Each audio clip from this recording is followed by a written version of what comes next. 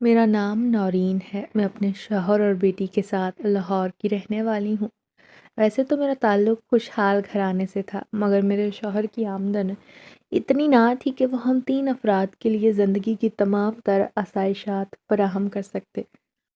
میں نے اپنے خاوند کا ساتھ دینے کا فیصلہ کیا اور پرائیویٹ اسکول میں پڑھانے لگی۔ میری بیٹی حرین جو 3 سال کی تھی وہ بھی میرے ساتھ اسکول جاتی۔ شروع میں مجھے خاصی پریشانی اٹھانی پڑی، مگر جلد ہی ہمارا معمول بن گیا۔ میرے میاں ہم دونوں کو اسکول چھوڑ کر اپنے دفتر نکل جاتے۔ زندگی بہت مزے میں نہ ہی سہی، مگر بہرحال پرسکون تھی۔ 5 سال قبل جب عمران سے میری شادی ہوئی تو میں خوش تھی، کیونکہ یہ اکلوتے بیٹے تھے۔ نندیں میری اپنے اپنے گھر بار والی تھیں۔ مجھے امید تھی کہ میری ساس میرے ساتھ روایتی ساس والا سلوک نہیں کریں گی۔ میری امیدوں کے عین مطابق انہوں نے شادی پر خوب ارمان پورے کیے۔ میرے ناز نخرے اٹھائے گئے، میں تو ہواؤں میں اڑ رہی تھی، مارے خوشی کے۔ میرے پیر زمین پر نہ ٹکتے، مگر میری ساس نے جلد ہی مجھے دنیا میں واپس کھینچ لیا، جہاں ہر چھوٹی چھوٹی بات پر روک ٹوک کرنا اور ذرا سی بات بڑھنے پر گالم گلوچ کا سلسلہ عام تھا۔ یہ سب کچھ میرے لیے حیران کن تھا، چونکہ میں اپنے گھر میں لاڈلی تھی، سب کاموں میں ماہر سمجھی جاتی تھی۔ میں نے تو کئی سال شوقیہ طور پر ٹیچنگ بھی کی تھی، اور میری شکل و صورت، طور طریقے اور خوش اخلاقی کے باعث میں ہر جگہ لوگوں کے دل میں عزت اور محبت سے جگہ بنا لیتی۔ مگر میں اپنی شادی شدہ زندگی میں اپنی ساس کے ہاتھوں بری طرح مسترد ہوئی۔ انہوں نے مجھے چھوٹی چھوٹی بات پر ہر کام میں سے کیڑے نکالنا شروع کیے، یوں مجھے سنبھلنے کا موقع بھی نہ مل سکا۔ میں جو شادی سے پہلے اتنی بہادر، صحت مند اور زندگی سے بھرپور لڑکی تھی، شادی کے چند ماہ میں ہی سوکھ کر کانٹا ہو گئی۔ میرے سسرال میں لوگ میری ساس کے بارے میں چہ مگویاں کرنے لگے۔ مائکے میں پوچھتے کہ تمہیں کیا ہوتا جا رہا ہے۔ اب انہیں میں کیا بتاتی؟ مجھے تو خود سمجھ نہ آتا تھا کہ میں جو سسرال پر راج کرنے کی خواہش لیے آئی تھی، نوکرانی سے بڑھ کر مجھے حیثیت نہ دی گئی۔ میری ساس جب بھی کسی بات سے مجھے روکتی، میں کمرے میں آ کر رونا شروع کر دیتی۔ ان کے خیال میں تھا کہ یوں وہ مجھ پر اپنا رعب قائم رکھیں گی۔ ان کا رعب تو مجھ پر قائم رہا، مگر میرے دل سے ان کے لیے عزت و احترام ختم ہو گیا تھا۔ زندگی مشکل ہو گئی تھی۔ لگتا تھا باقی زندگی اسی جہنم میں گزرے گی۔ اس کی تو ایک وجہ یہ بھی تھی کہ میں خود اپنی ساس کی باتیں سنتی تھی۔ میری شادی شدہ نند، جس کا دل اپنے گھر میں کم اور ہمارے گھر میں زیادہ لگتا تھا، وہ بھی آج میری ساس کے پاس بیٹھی اپنے شوہر کے دکھڑے سنا رہی تھی کہ میرا خیال نہیں رکھتا، نہ ہی خرچہ دیتا ہے۔ بلکہ میرے شوہر کا کہنا ہے کہ آخر تمہیں پیسوں کا کرنا ہی کیا ہے، سب ضرورتیں تو تمہاری پوری ہو رہی ہیں۔ اس کے یہ بتانے کی دیر تھی کہ میری ساس غصے میں آ گئی کہ اس کی اتنی جرت کیسے ہوئی کہ وہ تمہیں 2 وقت کی روٹی دے کر ٹرخا دے۔ تم اس سے ماہانہ خرچ لو، چاہے کم ہی دے، مگر ضرور لیا کرو۔ ایک یہ ہمارے گھر پتہ نہیں کہاں سے بلا آ گئی ہے، جو کچھ بھی چھوڑتی نہیں، جوتی کپڑا، باہر کے کھانے، سب کچھ گھر بیٹھے بٹھائے ملتا ہے، پھر بھی اس کے رونے دھونے ختم نہیں ہوتے۔ ابھی کل کی بات ہے، میں نے اس سے کہا کہ اتنا صرف استعمال کرتی ہو، کپڑے پھر بھی نہیں صاف ہوتے تم سے۔ لو بھائی، محترمہ کو میری بات اتنی بری لگی کہ فوراً اٹھ کر کمرے میں چلی گئی۔ میں نے بھی دوبارہ منہ نہیں لگایا کہ بھلا میں کون سا مری جا رہی ہوں جو اس سے بات نہ کروں تو قیامت آ جائے گی۔ میں نے جب اپنے کانوں سے یہ باتیں سنی تو میرا دل دکھا تھا۔ اس کے بعد میں نے ان کی چھوٹی چھوٹی باتوں کو دل پر لینا ہی چھوڑ دیا۔ میں کوشش کرتی کہ بس کام سے کام رکھوں، مگر دن میں کوئی نہ کوئی کام ایسا ہو ہی جاتا کہ لڑائی ہو جاتی۔ آج بھی یہی ہوا۔ میں سالن ٹھیک بنا کر گئی تھی، عمران آج گھر آنے والے تھے تو سوچا ذرا اچھے سے شوہر کو تیار ہو کر ویلکم کروں، مگر مجھے نہیں پتا تھا کہ میں کمرے میں جاؤں گی تو سالن میں نمک ڈال دیا جائے گا، جو کہ تیز کرنے کی نیت سے۔ عمران جب گھر میں آئے تو میں نے کھانا گرم کر کے ان کے سامنے رکھا۔ انہوں نے پہلا لقمہ لیا کہ شدید جھٹکا لگا، مگر وہ کچھ کہے بنا کھانا کھاتے رہے اور اس چیز کا احساس بھی نہ دلایا کہ نمک تیز ہے۔ وہ کھانا کھا کر سونے چلے گئے، اور بعد میں جب میری ساس اور نند کھانے بیٹھے تو مجھے پہلے نوالے میں احساس ہو گیا کہ یہ میرے ساتھ کیا کیا گیا ہے۔ میں نے ساس کی طرف دیکھا تو وہ منہ بنائے بیٹھی تھی، انہوں نے کھانا چھوڑ دیا تھا۔ میں نے ان کے غصے کی پرواہ نہ کی۔ جب میں جانے لگی تو وہ بولنے لگی۔ مجھے اس رد عمل کی توقع نہ تھی۔ کیونکہ عموماً وہ عمران کی موجودگی میں مجھے کم ہی کچھ کہا کرتی تھی، مگر آج شاید انہیں اس بات پر غصہ تھا کہ ان کا بیٹا چپ چاپ کھا کر چلا گیا اور انہوں نے کچھ بھی نہیں کہا، حالانکہ میری ساس کو اس بات کا غصہ تھا کہ ان کے بیٹے نے مجھے کسی قسم کا طعنہ کیوں نہیں دیا۔ فی الحال تو مجھے اپنی ساس کی آواز دنیا کی بدصورت ترین آواز لگ رہی تھی، کیونکہ وہ مدھم آواز میں مجھے گالیاں دے رہی تھی۔ اپنا سارا غصہ مجھے کوس کر نکالنے لگی۔ میں نے انہیں نظر انداز کیا۔ آرام سے میں کچن سمیٹنے لگی۔ تھوڑی دیر بعد میرے کانوں میں نند کی آواز پڑی جو کہ اپنی اماں سے کہہ رہی تھی، آپ کیوں بول رہی ہیں، انہیں تو پرواہ بھی نہیں۔ بھائی بھی کچھ کہے بغیر اٹھ کر چلا گیا۔ میں نے ان کی یہ بات سن لی۔ ایک بات میں نے طے کر لی تھی کہ اب مزید ان کے طنز برداشت نہیں کروں گی، چاہے جو بھی ہو۔ اکلوتا بیٹا ہے عمران، تو کیا ہوا، اگر مجھے انہیں لے کر الگ ہونا پڑا تو ہو جاؤں گی، کیونکہ مزید یہاں رہنا خود پر ظلم کرنے کے مترادف ہوگا۔ مگر یہ میری خام خیالی ثابت ہوئی، کیونکہ عمران اپنی والدہ سے الگ نہیں ہونا چاہتے تھے۔ ویسے بھی ہمارے گھر ننا مہمان آنے والا تھا، وہ اس لیے بھی چاہتے تھے کہ میں ان چیزوں کی پرواہ نہ کروں اور جو ان کی ماں کو برا لگتا ہے اس چیز سے گریز کروں، مگر یہ اتنا آسان نہیں تھا۔ جب عورت ماں بننے کے عمل سے گزرتی ہے تو جسم پہلے ہی ان گنت پیچیدگیاں برداشت کرتا ہے، اس پر سارا دن اس طرح کی باتیں سنو تو انسان مثبت کیسے رہ سکتا ہے۔ ایسا ہی کچھ میرے ساتھ بھی ہوا۔ 7واں مہینہ بہت مشکل سے گزرا۔ وجہ یہ تھی کہ اب ذرا سی بھی بات میری ساس سے برداشت نہ ہوتی۔ جب پیدائش کے دن قریب آئے تو میری نند جو اپنے شوہر سے لڑ کر ہمارے گھر آ گئی تھی، اس کی ایک بیٹی بھی تھی جو کہ نانی نے بے حد لاڑ پیار دے کر بگاڑ دی تھی، جسے چھوٹے بڑے کی تمیز نہ تھی۔ سارا دن میرے کمرے میں گھسی رہتی، میرا میک اپ، کریمیں، سب کچھ خراب کر کے رکھتی۔ اب وہ جولری کے پیچھے پڑی تھی۔ اگر میں اسے کسی چیز سے روکتی تو وہ اتنی شدت سے روتی جیسے اللہ جانے کیا ہو گیا ہے، اور پھر میری شامت آ جاتی۔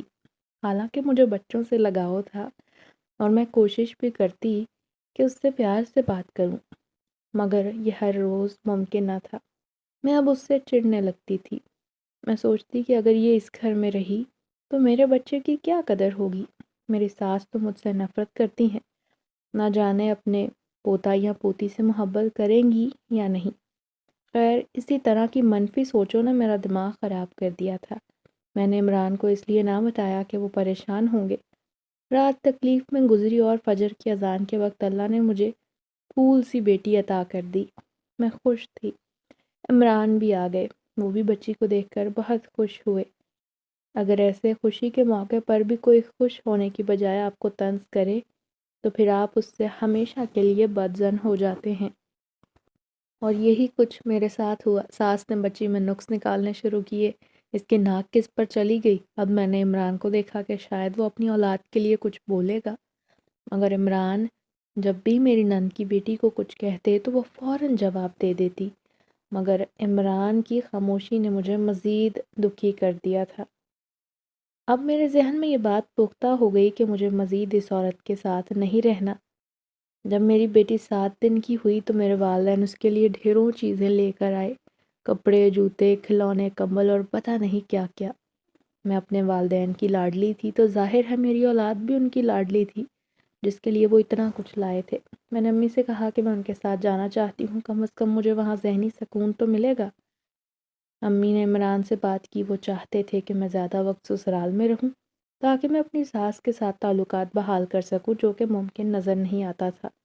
خیر، میں نے خود عمران سے کہا مجھے اپنے والدین کے گھر جانا ہے تو وہ مان گئے۔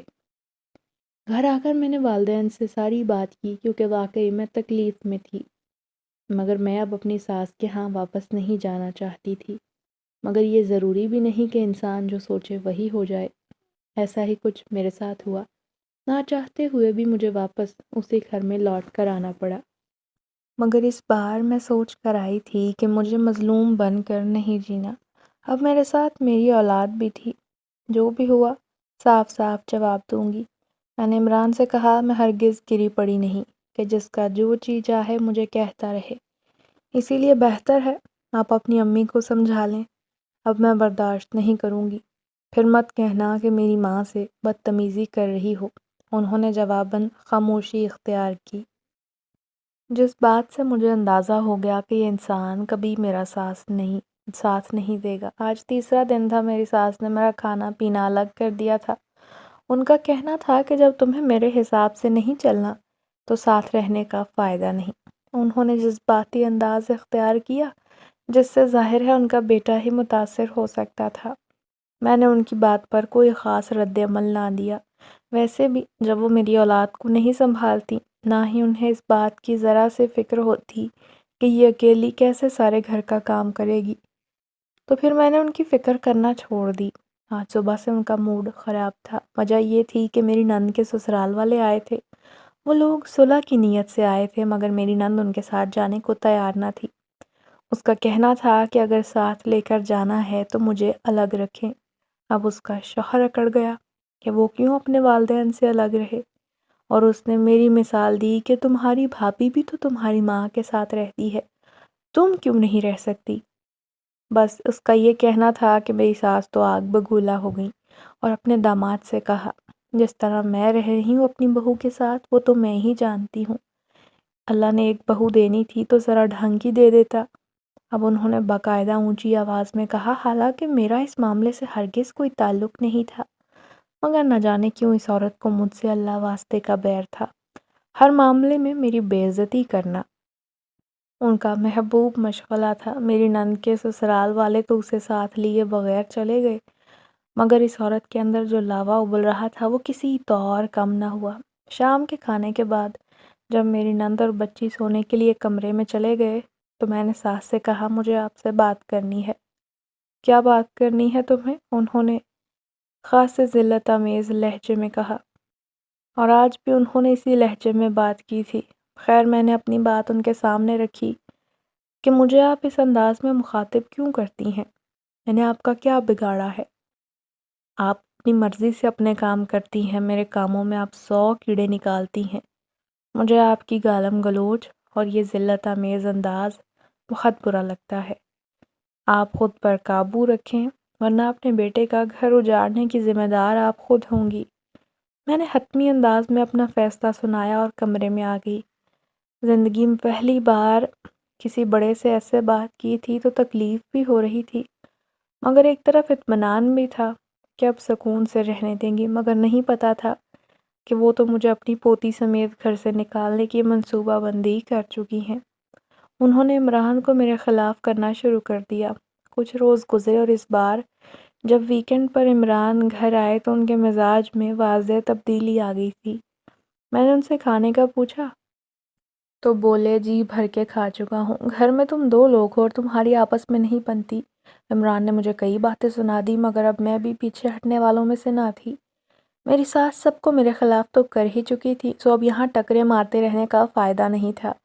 وہ عورت تو موقع کی تلاش میں تھی کہ کب انہیں کوئی ایسی بات ملے کہ وہ مجھے میری بچی سمیت گھر سے نکالے، اور آج انہیں کئی ماہ کی کوشش کے بعد وہ وجہ مل ہی گئی جس کو بنیاد بنا کر انہوں نے مجھے ذلیل و خوار کر کے گھر سے نکال دیا۔ وجہ کچھ خاص نہ تھی، بس انہیں بات کا انتظار تھا، سو مل گئی۔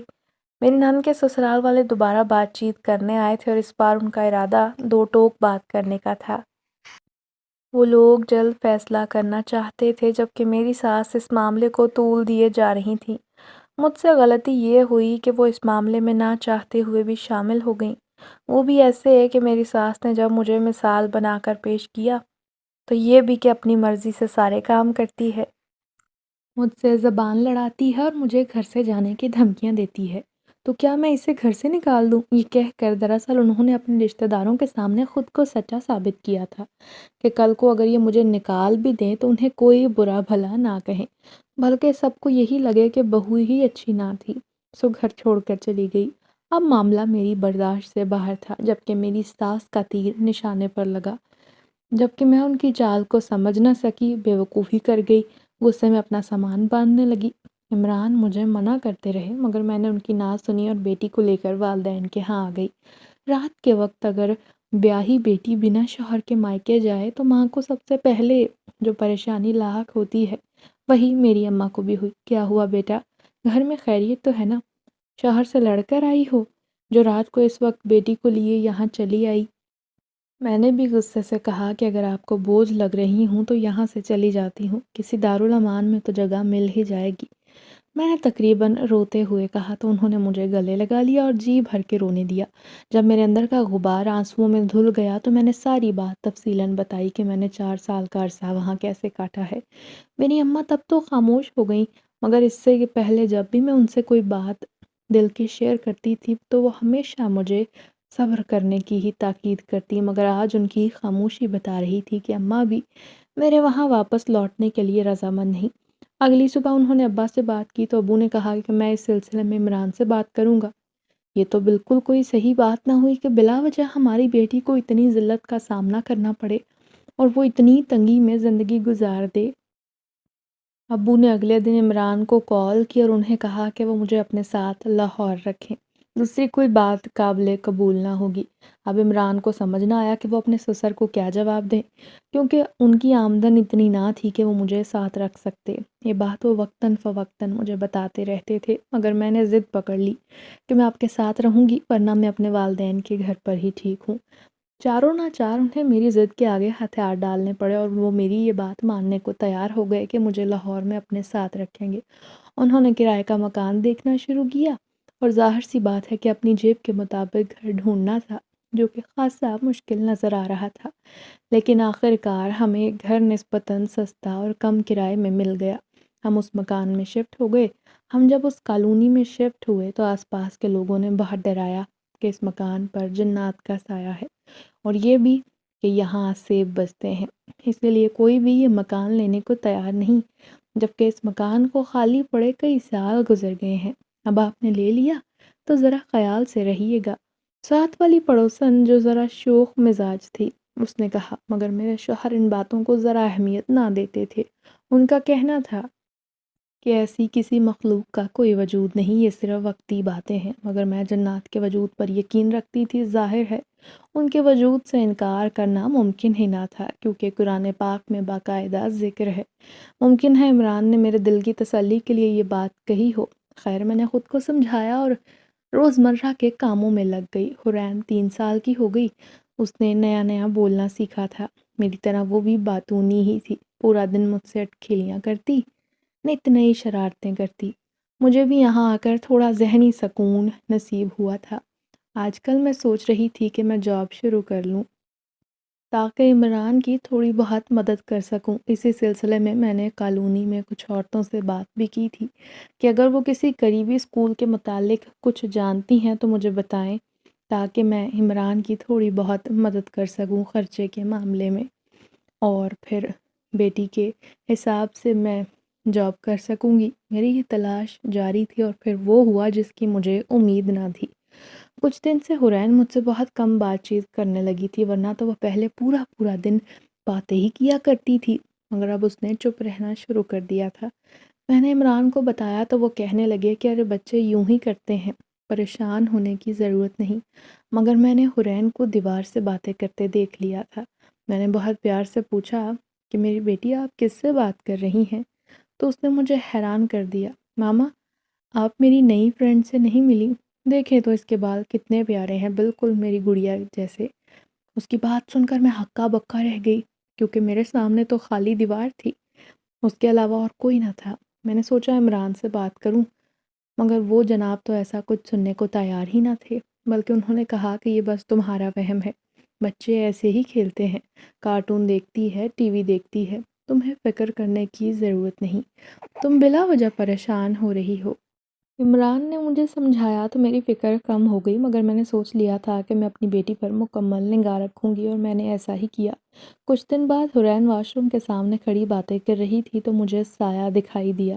یہ دیکھ کر میرے تو آسان خطا ہو گئے، اور مجھے پڑوسن کی تمام عورتوں کی باتیں سچی لگنے لگیں، جنہوں نے مجھے یہاں کسی آسیب کے ہونے کے بارے میں اشارتاً بتایا تھا۔ میں نے تقریباً چلاتے ہوئے حرین کو مخاطب کیا اور اسے وہاں سے لے کر کمرے میں آ گئی۔ پورا دن میں اسے ساتھ چمٹائے بیٹھی رہی اور روتی رہی کہ معصوم سی بچی کیا جانے کہ وہ کس سے بات کر رہی ہے۔ ماں بیٹی ہم کتنے ہی گھنٹے یوں ہی بیٹھی رہی۔ میں نے عمران کو فون بھی ملایا، مگر ہمیشہ کی طرح وہ اسے میرا وہم سمجھ کر ٹالتے رہے۔ مگر آج دفتر سے جلدی آ گئے تھے، ہمیں گھمانے باہر لے آئے۔ تاکہ میرا ذہن بدل سکے، مگر میرے دماغ سے وہ سایہ نکل نہیں پا رہا تھا۔ میں نے سوچا اس معاملے میں بیٹی سے بات کرنی چاہیے تاکہ اگر وہ کچھ جانتی ہے تو مجھے بتائے، پھر میں اس حساب سے یہاں رہنے کا فیصلہ کروں۔ میں نے کہا بیٹا آپ کی فرینڈ کا نام کیا ہے؟ ماما اس کا نام فاطمہ ہے، وہ بھی ہماری طرح مسلمان ہے، وہ بہت پیاری ہے، بالکل میری گڑیا کی طرح، مگر وہ اپنے والدین سے بچھڑ گئی ہے۔ فاطمہ کہتی ہے کہ اس کے والدین اپنے پورے قبیلے سمیت یہاں سے ہجرت کر گئے تھے، مگر وہ یہیں رہ گئی اور اب اپنے والدین کو یاد کر کے روتی ہے اور مجھے کہتی ہے تم اپنی ماما سے بات کرو کہ وہ اس مسئلے کا حل نکالیں۔ مگر ماما، میں نے حرین سے پوچھا کہ آپ کی فرینڈ مجھے کہاں ملے گی؟ ماما آج تو آپ مجھ سے بات کرتے ہوئے اسے دیکھ کر خوف زدہ ہو گئی تھی اور مجھے لگتا ہے وہ بھی آپ کو دیکھ کر ڈر گئی تھی، اسی لیے وہ چھپ گئی ہے۔ آج بہت دن ہو گئے ہیں ہماری کوئی بات نہیں ہوئی۔ حرین نے مجھے بتایا تو میں نے کہا تم جا کر اسے پکارو، ہو سکتا ہے وہ سامنے آ جائے۔ ماما ٹھیک ہے، میں ایسا ہی کرتی ہوں۔ اتنی دیر میں اپنا ذہن بنا چکی تھی کہ کچھ ہی لمحات میں میری ملاقات جنات کی بچی سے ہونے والی ہے۔ اگر 3 سالہ چھوٹی سی بچی ایک جنزادی سے خوف نہیں کھاتی بلکہ اسے دوست بنا رکھا ہے تو میں تو پھر اس 3 سالہ بچے کی ماں ہوں۔ میں نے خود کو سمجھایا اور فاطمہ کے ظاہر ہونے کا انتظار کرنے لگی۔ کچھ دیر گزری تھی کہ مجھے حرین کے ہنسنے کی آواز سنائی دی، یقیناً وہ فاطمہ سے بات کر رہی تھی۔ میں نے دل میں سوچا اور ان دو دوستوں کے درمیان دخل اندازی کرنے کی اجازت مانگی اور فاطمہ کو پکارا۔ میں نے بہت پیار سے کہا میری بچی فاطمہ، کیا میں آپ کو دیکھ سکتی ہوں؟ میرا یہ کہنا تھا کہ سنہرے بالوں والی خوبصورت بچی جس کی آنکھیں روشن تھیں وہ میرے سامنے آ کر کھڑی ہو گئی۔ میں نے اسے سر سے لے کر پاؤں تک دیکھا، ہرگز وہ جنزادی نہ لگتی تھی۔ اس کی عمر بھی لگ بھگ میری حرین جتنی تھی، بلکہ کہنے کو شاید اس سے 1 سال زیادہ ہوگی۔ میں نے پوچھا آپ یہاں کب سے ہو تو وہ کہنے لگی بہت پہلے یہاں ایک وسیع میدان تھا جس میں بے شمار درخت لگے ہوئے تھے، میں اپنے والدین کے ساتھ وہیں رہتی تھی۔ پھر وقت بدلا، کچھ انسانوں کو یہ ویران جگہ آباد کرنے کی سوجی، انہوں نے بہت سے پیڑ کاٹ ڈالے اور کالونی بنانے کا کام شروع کیا۔ نتیجتاً ہمیں یہاں سے ہجرت کرنی پڑی، مگر میں یہ جگہ نہیں چھوڑ سکتی تھی کیونکہ یہاں میری بہت سی خوبصورت یادیں تھیں۔ تو میں نے اپنی امی جان سے کہا کہ جو بھی ہو جائے میں یہاں سے نہیں جاؤں گی۔ اسی لیے جس شام ہمیں یہ جگہ چھوڑ کر جانا تھا میں والدین سے چھپ کر بیٹھ گئی۔ میرے والدین اپنے بڑوں سمیت یہاں سے چلے گئے تو میں باہر نکل آئی۔ جب دیکھا تو آس پاس کوئی بھی نہ تھا، نہ انسان نہ جن۔ میں بہت پریشان ہوئی، مگر اب کچھ نہ ہو سکتا تھا کیونکہ میرے پاس ایسا کچھ بھی نہ تھا کہ میں قبیلے والوں کو ڈھونڈ سکوں۔ یہ کہہ کر وہ گڑیا جنزادی رونے لگی۔ میں نے کہا بیٹا تمہارے پاس اپنے والدین کی دی ہوئی کوئی چیز تو ہوگی جس سے تم ان تک پہنچ سکو، کوئی انگوٹھی، کوئی کاغذ، کوئی نشانی جس کی مدد سے تم کسی کو یہاں بلا سکو یا کم از کم ان لوگوں کو تمہارے یہاں ہونے کا علم ہو سکے۔ یہ انگوٹھی میری والدہ نے مجھے دی تھی، اس میں ایک موتی جڑا ہوا تھا۔ میں اس کی مدد سے ہی اپنی والدہ کو اپنی یہاں موجودگی کا احساس دلا سکتی تھی، مگر دراصل وہ موتی مجھ سے کہیں کھو گیا ہے۔ اب سمجھ نہیں آ رہا کہ موتی کو کہاں ڈھونڈوں، کیونکہ میں نے اپنے طور پر اس گھر سمیت پوری کالونی کے گھر چھان مارے ہیں مگر موتی نہیں ملا۔ وہ میری آخری امید ہے، آپ مہربانی کریں موتی تلاش کرنے میں میری مدد کر دیں۔ یہ کہہ کر وہ رونے لگی، مگر خیر میں نے اسے دلاسا دیا کہ پریشان نہ ہو، تمہاری والدہ تک پہنچنے کا کوئی نہ کوئی انتظام ہو ہی جائے گا۔ ہو سکتا ہے وہ خود ہی تمہیں ڈھونڈتے ہوئے یہاں تک آ جائیں، ہم دونوں مل کر تمہارے ساتھ وہ موتی ڈھونڈیں گے، تم فکر مند نہ ہو۔ میں نے اسے تسلی دی اور پھر اگلے کئی روز تک میں نے اپنے گھر کی ہر شے چھان ماری مگر موتی نہ ملنا تھا سو نہ ملا، اور میں تھک ہار کر بیٹھ گئی۔ آج نہ جانے کتنے دن بعد عمران کو تھوڑا وقت ملا تھا کہ وہ ہمارے ساتھ گزارے تو وہ ہمیں قریبی پارک لے گئے۔ میں انہیں جنزادی کا قصہ سنانا چاہتی تھی مگر نہ سنایا کہ کہیں ناراض نہ ہو جائیں کہ وہ ہمیں باہر آؤٹنگ کے لیے لے کر آئے ہیں اور میں کن قصے کہانیوں میں پڑ گئی ہوں۔ تو فی الحال میں نے اس بات کو خود تک محدود رکھا۔ حرین کے کان میں چپکے سے کہہ دیا کہ ذرا دھیان سے پارک میں دیکھنا، کہیں موتی تو نہیں گرا۔ بظاہر تو وہ بچی اپنے بابا کے ساتھ کھیل رہی تھی مگر اس کا پورا دھیان موتی کی طرف تھا، اور اسے تھوڑی سی تلاش کے بعد آخرکار موتی نظر آ گیا جو اس نے لا کر مجھے دیا اور میں نے پرس میں سنبھال لیا تھا۔ پارک سے واپسی پر ہم ماں بیٹی بہت خوش تھی کیونکہ ہمارے ہاتھ ایک ایسی شے لگ گئی تھی جس سے وہ ننھی گڑیا اپنی دنیا میں لوٹ سکتی تھی۔ آج میں بہت پرسکون نیند سوئی تھی۔ اگلی صبح جب میاں جی دفتر چلے گئے اور حرین اس خالی دیوار کے سامنے جا کر کھڑی ہو گئی اور ہم نے فاطمہ کو پکارا، فاطمہ جلدی سے آؤ، ہم تمہارے لیے اچھی خبر لائے ہیں۔ میری بیٹی اسے پکارتی رہی مگر وہ ہمیں کہیں نظر نہ آئی۔ اس نے ہماری کسی بات کا جواب نہ دیا۔ دوپہر ہو چلی تھی۔ ہم دونوں بہت پریشان تھی کہ آخر وہ کہاں چلی گئی۔ شام ڈھلنے لگی تو میں کچن میں کھانا بنانے گئی تو مجھے مدھم آواز سنائی دی، میں یہاں ہوں۔ میں نے اس آواز کا پیچھا کیا تو آواز کچن میں لگے ایک پائپ سے آ رہی تھی۔ میں نے کہا تم یہاں کیوں ہو؟ وہ بولی مجھے آپ کے شوہر سے ڈر لگتا ہے، وہ جنات پر یقین نہیں رکھتے، کیا معلوم وہ کب مجھ پر حملہ کر دیں، اسی لیے میں چھپ گئی۔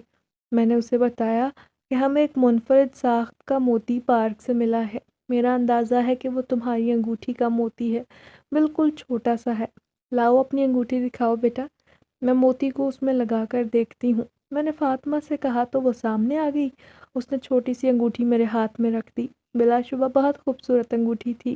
جب میں نے موتی لگا کر دیکھا، ابھی میں موتی انگوٹھی میں گھما ہی رہی تھی کہ باورچی خانے کی دیوار لرزنے لگی، مجھے دیوار پر سائے لہراتے نظر آئے۔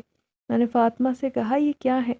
وہ بولی یہی میرے والدین ہیں، اور پھر فاطمہ ان سے مخاطب ہوئی کہ آپ سامنے آ جائیے بابا جان، یہ بہت اچھے لوگ ہیں، انہوں نے مجھے کوئی نقصان نہیں پہنچایا بلکہ آپ تک پہنچنے میں انہوں نے میری مدد کی ہے۔ تھوڑی دیر بعد دیوار پر بننے والے سائے ختم ہوئے، ہمارے سامنے تو بہت پیاری خواتین، ایک مرد جنزادہ موجود تھے۔ میں نے ان سے پوچھا کہ آپ میں سے فاطمہ کی والدہ کون ہے؟ تو ایک جنزادی نے کہا کہ میں اس کی والدہ ہوں، اور یہ کہتے ساتھ ہی اس نے فاطمہ کو گلے لگا لیا۔ دوسری خاتون جنزادی کے بارے میں علم ہوا کہ وہ اس ننھی گڑیا کی خالہ ہیں۔ مجھے یہ جان کر بہت خوشی ہوئی اور حیرانگی بھی کہ جنات میں بھی ہماری طرح خاندان آباد ہوتے ہیں۔ فاطمہ کی والدہ نے بتایا کہ وہ پچھلے کئی دن سے اس کالونی کے چکر کاٹ کاٹ کر تھک گئی تھی۔ ان لوگوں نے کافی علاقوں میں اپنی بچی کو ڈھونڈا تھا مگر وہ ناکام رہے کیونکہ فاطمہ کے پاس کوئی ایسی چیز نہ تھی جس کے ذریعے سے اس تک رسائی ممکن ہو۔ اب چونکہ اس کی انگوٹھی کا موتی مل چکا ہے، اسی لیے اس کے والدین بآسانی یہاں پہنچ گئے، اور یہی ہوا تھا۔ میں تو صرف موتی سیٹ کر کے انگوٹھی میں لگا رہی تھی کہ ایک مخصوص طرز پر گھمانے سے وہ لوگ حاضر ہو گئے۔ بچی اپنے والدین سے مل کر خوش تھی، اس کے والدین کی خوشی بھی قابل دید تھی۔ وہ مجھ سے اجازت لینا چاہتے تھے تاکہ اپنی بیٹی کو اپنی دنیا میں لے جائیں، مگر میں نے درخواست کی کہ وہ ایک دو دن ہمارے ساتھ رہیں۔ فاطمہ کے بابا نے کہا کہ آپ ہمیں یہاں کیوں روکنا چاہتی ہیں بہن؟ بظاہر تو ایسی کوئی وجہ نظر نہیں آتی کہ آپ ہمیں روکیں۔ میں نے کہا کہ میرے میاں جنات پر یقین نہیں رکھتے، میں چاہتی ہوں کہ میں ان کی یہ غلط فہمی دور کروں، اس کے علاوہ اور کوئی بات نہیں۔ میرے شوہر ویسے بھی گھر پہنچنے والے ہوں گے، میں یہ چاہتی ہوں کہ وہ جنات کی دنیا کو ویسے ہی تسلیم کریں جیسے وہ انسانی دنیا کو مانتے ہیں، اور اس میں غلط بھی کیا ہے؟ جب قرآن پاک میں اللہ نے آپ کا ذکر کر دیا تو پھر کیا یہ ضروری ہے کہ آپ کے وجود کو جھٹلایا جائے؟ آپ کی بات ٹھیک ہے بہن، ہمارا تعلق مسلمان جنات کے ایسے قبیلے سے ہے جو ویران مساجد کو اپنا مسکن بناتے ہیں، اللہ کے گھر آباد کرتے ہیں۔ ابھی بھی ہمارا قبیلہ ایک ایسی مسجد میں ٹھہرا ہے جو شہر سے خاصا دور ہے اور جہاں انسانی گزر بہت کم ہوتا ہے۔ میرا خیال ہے آپ کے میاں دروازے پر آ چکے ہیں، ہم آج کی رات آپ کی مہمان نوازی قبول کرتے ہیں، مگر صبح فجر کی اذان کے ساتھ ہم اپنے ٹھکانے کو لوٹ جائیں گے۔ امید ہے ہم اپنا وجود منوانے کے قابل ہو جائیں گے۔ کچھ دیر میں عمران گھر میں داخل ہوئے تو ایک دم بجلی بند ہو گئی۔ انہیں لگا کہ معمول کے مطابق بجلی گئی ہے، مگر ایسا نہیں تھا۔ وہ جنات کی شرارت تھی جو چاہتے تھے کہ ان کے وجود کو تسلیم کیا جائے۔ لائٹ آئی تو دیوار پر ہیولے بننے لگے۔ عمران حیرانی سے یہ منظر دیکھ رہے تھے مگر منہ سے کچھ نہ بولے، اور میں بھی خاموش تھی۔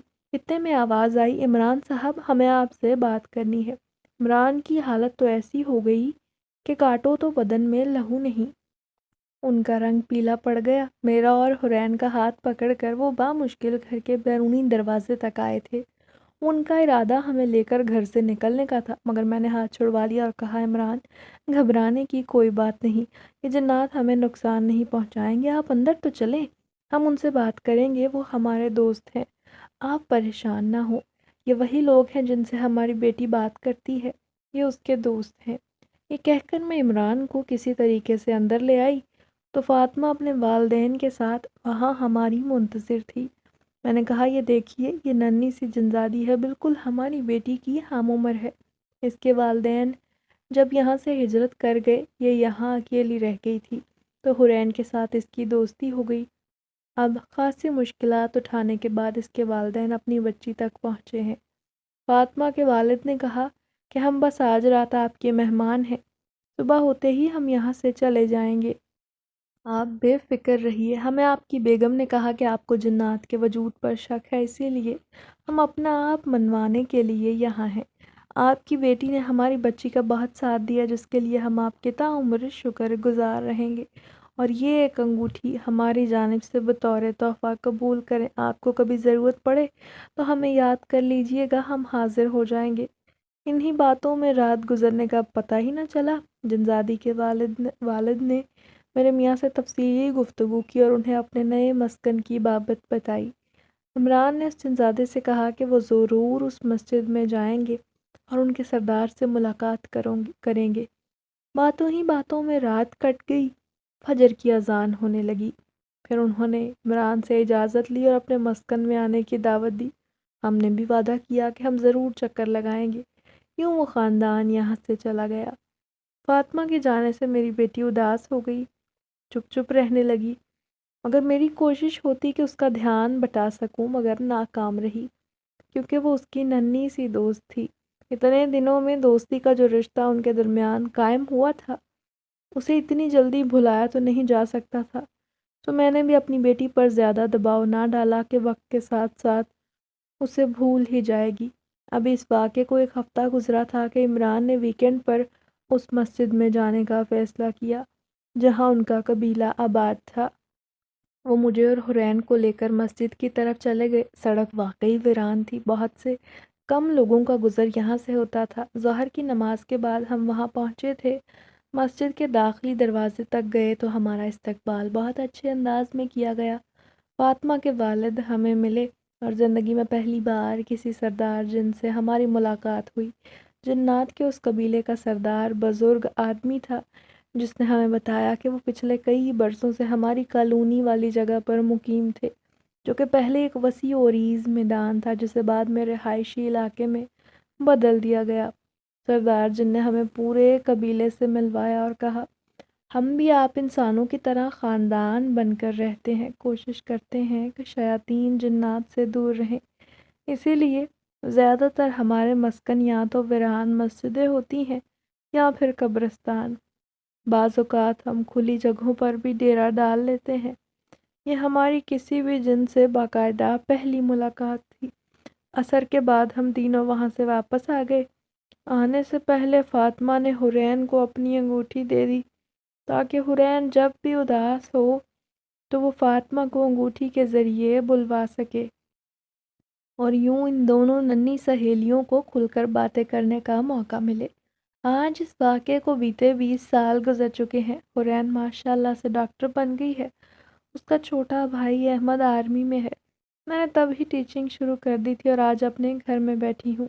میری بیٹی کی شادی طے ہو چکی ہے اور مجھے پتہ ہے وہ اپنی بچپن کی سہیلی فاطمہ کو شادی پر ضرور بلائے گی، کیونکہ یہ سہیلیاں ایک دوسرے کے دکھ سکھ کی ساتھی ہیں۔ میری توقع کے عین مطابق حرین میرے پاس آئی اور بولی ماما مجھے فاطمہ کو شادی میں بلانا ہے، کیونکہ آپ کو پتہ ہے وہ میری بہترین دوست ہے، تو ظاہر ہے اپنی زندگی کی اتنی بڑی خوشی میں اس کے بغیر کیسے منا سکتی ہوں۔ بالکل بیٹا، ضرور، فاطمہ آ سکتی ہے تو ضرور آئے، یہ تو اسے بھی پتہ ہے کہ تمہاری خوشی میں شامل ہونے کے لیے اسے خود کو چھپانا پڑے گا، ورنہ لوگوں کا تو تمہیں پتہ ہے کتنی باتیں کرتے ہیں۔ جی امی، وہ اس بات کا خیال رکھے گی۔ حرین نے یہ کہہ کر اپنی انگوٹھی گھمائی اور اس کی انگوٹھی گھماتے ہی فاطمہ حاضر ہو گئی۔ دونوں سہیلیوں نے خوب باتیں شروع کر دیں اور حرین نے اسے شادی کی ساری خریداری دکھائی۔ دونوں آپس میں یوں گھل مل کر بات کر رہی تھی جیسے دونوں انسان ہوں۔ فاطمہ نے بھی محسوس تک نہ ہونے دیا کہ وہ انسان نہیں ہے۔ خیر، شادی بخیر و عافیت احسن طریقے سے انجام پائی۔ میری بچی اپنے گھر کی ہوئی اور میری زندگی کی سب سے بڑی فکر ختم ہو گئی۔ اللہ کے کرم سے حرین اپنے گھر میں خوش ہے۔ میری زندگی بھی اب بہت پرسکون ہے۔ آج کل اپنے بیٹے کے لیے رشتے کی تلاش میں ہوں۔ فاطمہ کا آنا جانا تو گھر میں لگا ہی رہتا ہے۔ حرین اور فاطمہ دونوں ابھی بھی ملتی ہیں اور ایک دوسرے کو اپنی اپنی دنیا کے قصے سنا کر خوش ہوتی ہیں اور آپس میں اچھا وقت گزارتی ہیں۔